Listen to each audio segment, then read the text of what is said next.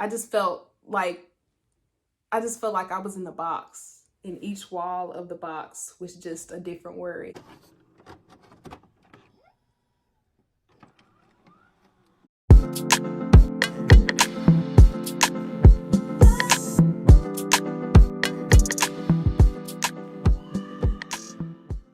Hey, what's up, and welcome back to the channel. I'm back with another video. If you are new here to the channel, my name is Charisma. I do all things health, beauty, self-care, really anything that you could possibly think of that can bring you to becoming your best self. I do here on the channel. So welcome back. I'm here with another one. So to begin the journey, just starting off, I had no clue what anxiety was. I had heard it before. Of course, you hear the two terms, anxiety and depression. You hear them all the time. Everybody knows what depression is. I didn't really know what anxiety was. I was completely ignorant to all that. So I found out I actually had anxiety when I got to college. I noticed that the smallest things I would just worry about. I couldn't sleep. I think what actually triggered it was just the whole college experience as a whole.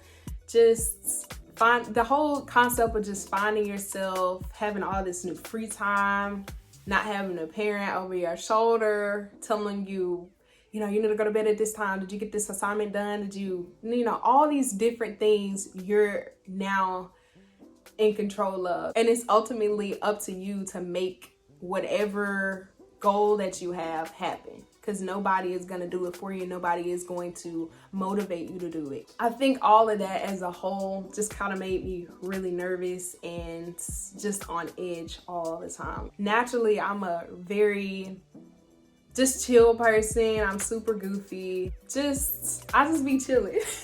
So whenever I realized that I was losing sleep over little stuff and I wasn't as happy as I knew that I used to be, I just kind of chalked it up to like, oh, it's hormones, or you're eating bad. You just need to change your diet up.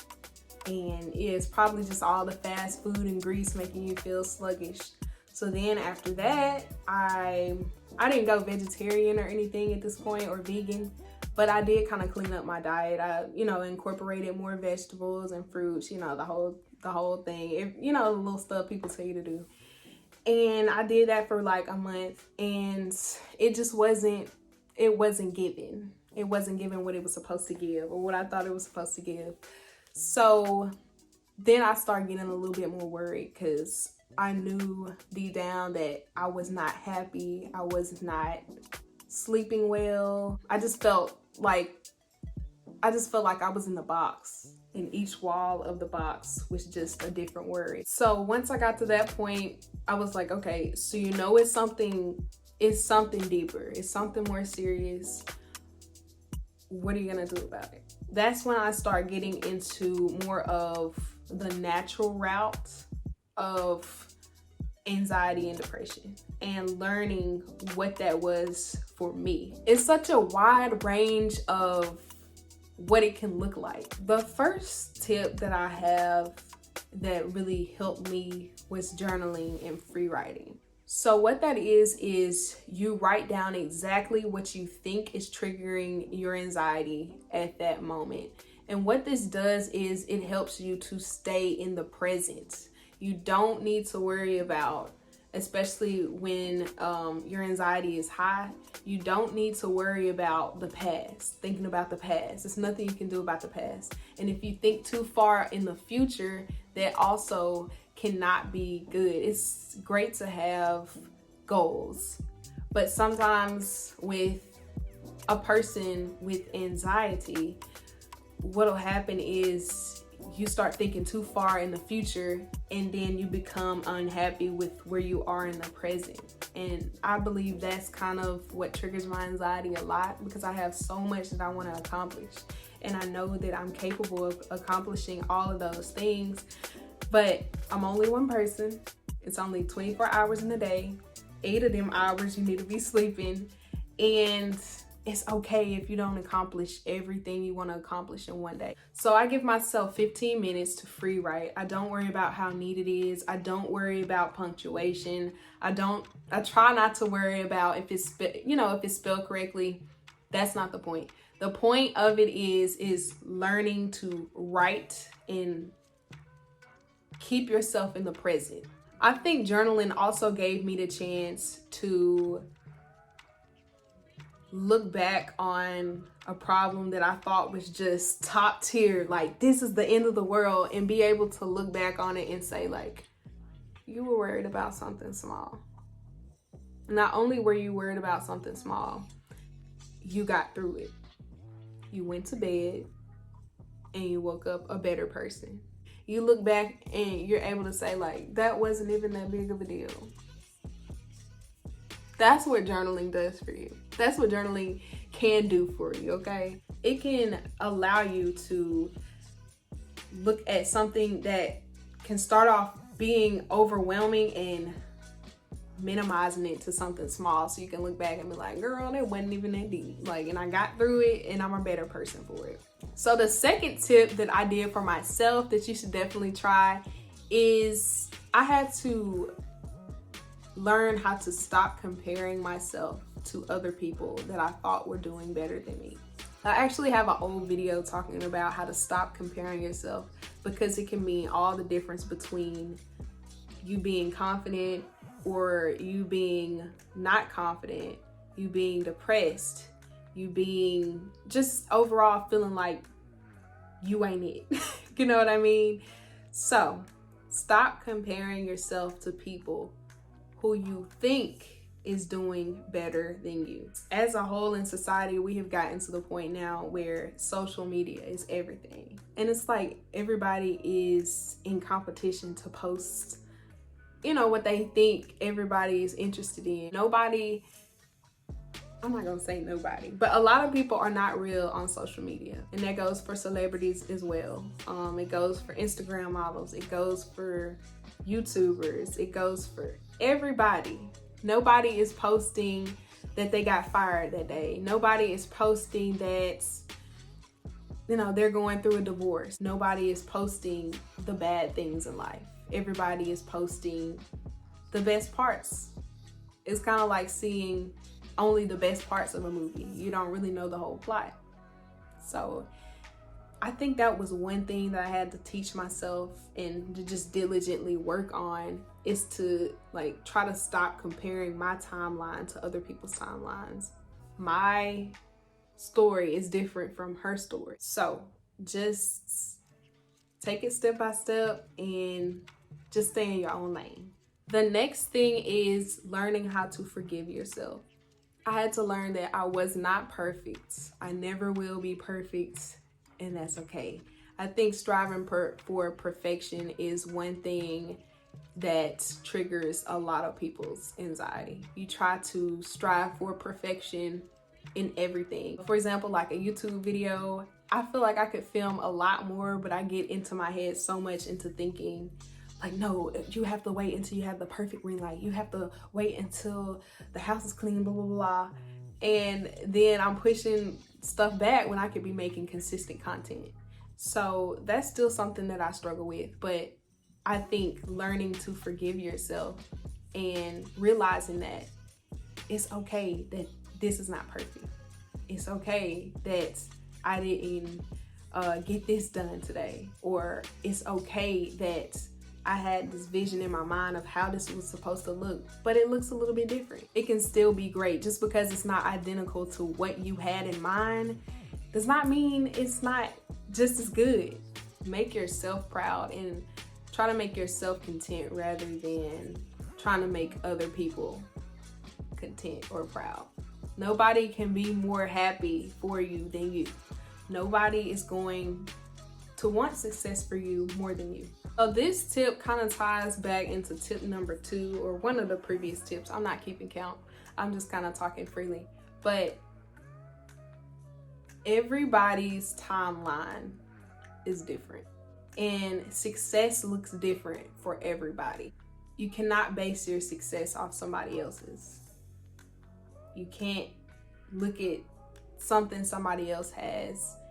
And I feel like you can use that as inspiration, like, oh, she has this amazing house, and I know I can have that one day. That's okay, that's healthy.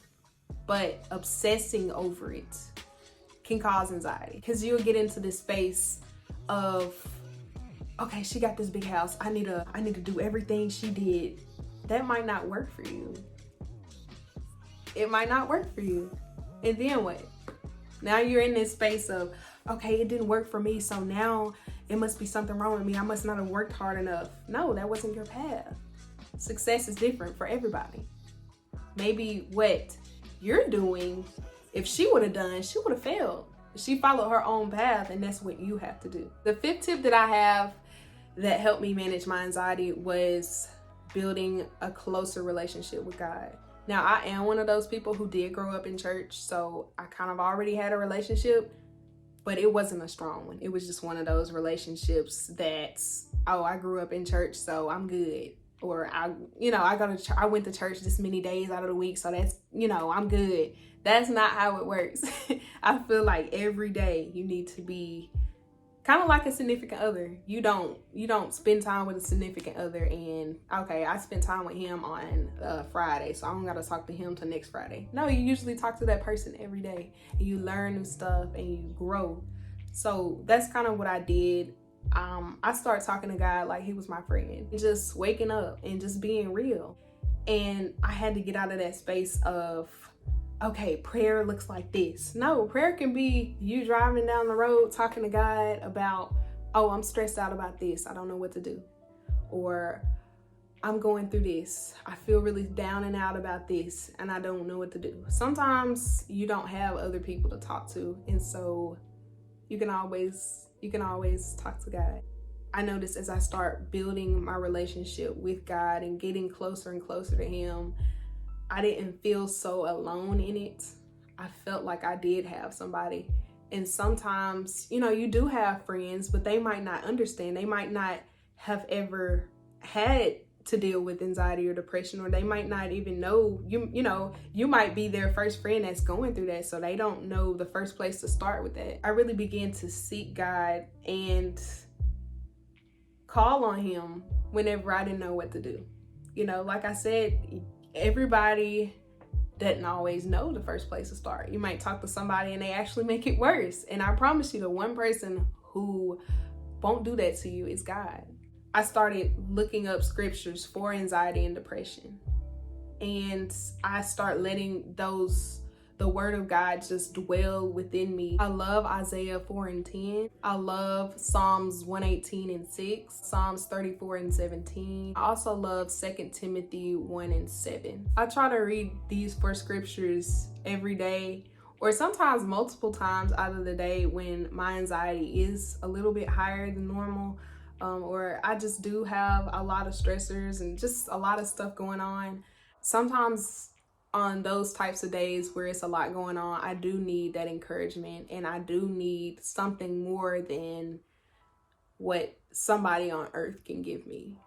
And it's important to have family and friends around, but sometimes you just need quiet. In my quiet time, I have learned that just having a conversation with God can sometimes take a situation from 10 to 2 real quick. The next tip is positive words of affirmation. This has become really powerful, and I think it will be helpful to anybody who does have anxiety and depression, because the words that you speak can make or break your path in life. So if you get into the routine of, just bring yourself down. Oh, I'm never gonna pass this class, or I'm just always gonna be broke, that sort of thing. You cannot talk that way. And I was definitely one of those people who would not talk down on myself, but just not be conscious of what was coming out of my mouth, because everything that comes out of your mouth can come to fruition, whether that's positive or negative. So just find I go on Pinterest sometimes and just look up positive words of affirmation. And I just recite those in the morning, or like I do with the scriptures, just anytime I think about it throughout the day. It doesn't have to be in the morning. I know a lot of people don't have time in the morning to be, you know, you're getting ready for work and stuff. You don't have time to go through this whole bullet list of stuff you need to say, but just in your spare time. Or what I like to do sometimes is I will put words of affirmation as my screensaver sometimes, or on my little what's it called, my little lock screen on my phone or whatever. And that's how I can sometimes remind myself to say my words of affirmation so that positive things do manifest themselves in my life. The next tip I have is to take one day at a time. Take it one step at a time. Don't get too far ahead of yourself. Rome was not built in a day, honey, okay? It's okay to have deadlines, like I said before. It's okay to have goals and aspirations. But when you start obsessing over, okay, I need to get this done at this time. This needs to be done today. Like, you cannot have too many things to do in 24 hours. Like I said, it's not even the full 24 hours because you got to give yourself time to rest. So just kind of take stuff a little bit slower. And that's what I had to learn how to do. Now, sometimes that can turn into procrastination for me, depending on what it is. But if it's something I'm really passionate about it, I can kind of become obsessive over it. And I had to just remind myself, take it one day at a time. Like, you're going to get there, but you can't get there if you're stressed out about it to the point where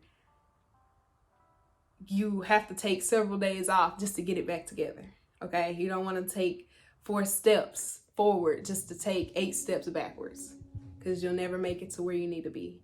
So just take one step at a time, take it one day at a time. And I found that really helped me put things in perspective without getting overwhelmed and stressed out. The 8th tip that I have is to start exercising 20 to 30 minutes a day. It doesn't have to be every day. I try to at least shoot for 5. I never skip a day when it's been especially stressful. Getting your body moving for 20 to 30 minutes. And it doesn't have to be this full-blown workout. Everybody doesn't have access to treadmill, workout equipment right now. We are still in a pandemic. So I get it. But do something in your living room. I love Pilates now. It's not so high impact to the point where my knees and back is hurting at the end of the workout. Like, I'm not trying to be in pain. If you have a dog, try to strive more of taking your dog out. They need to exercise too, so they don't get on your nerves throughout the day. Just being out and about on a pretty day makes me feel better. I'm gonna just be real. Really, anything is better than sitting on the couch and just sulking. You don't want to get into that rut, because it's harder getting out of that than it is to just prevent that altogether. And sometimes you won't feel like it, to be real. There are days where I literally have to drag myself outside. And now that it is getting prettier, it is a little bit easier, but just try and let me know down below if that helped y'all. The final tip that I have is cutting the caffeine. Now, I'm a coffee drinker. I love tea, but I love coffee. During the times where I feel like my anxiety is high, I cut coffee. Right now, I cut coffee. I'm only doing caffeine-free tea. I'm doing herbal teas and honey. That's it. It's good for your skin. It's high in antioxidants. I'm trying to convince myself that I'm doing the right thing. No, really, caffeine can be detrimental to your mental health, especially if you have anxiety and depression. And on days where you feel like, okay, I've been up all night the night before, I gotta be at work at 6, like I cannot just cut coffee altogether. Try not to have coffee past 3 p.m. so that way when it is time to go to sleep, you don't run into a problem of, okay, I had too much coffee and now I don't know how to turn it off. You cannot be drinking caffeine all throughout the day and drinking it 6, 7 o'clock at night, and then when it's time to go to bed at 9, 10 o'clock, you expect to be able to go to sleep. It's just not gonna happen. So try to cut the caffeine out, or try to limit your number of caffeinated drinks throughout the day. So those were all the tips that I have for you guys today. I hope that I was able to help somebody that is struggling with anxiety and depression. I know whenever I was dealing with this in the beginning, I needed a video like this, so I decided to create it. Or maybe if you don't have anxiety or depression, you know somebody that is, rather that is a significant other or a family member or a friend, you'll be able to be that positive light in their life. And just remember that you can sometimes, and you will sometimes, feel like you are the only person dealing with this and you are alone in this, but especially with the state of how the world is now, I promise you it's more common than you think, and you are not alone. Anyway, I'll see y'all in the next video. Peace, love, and everything good.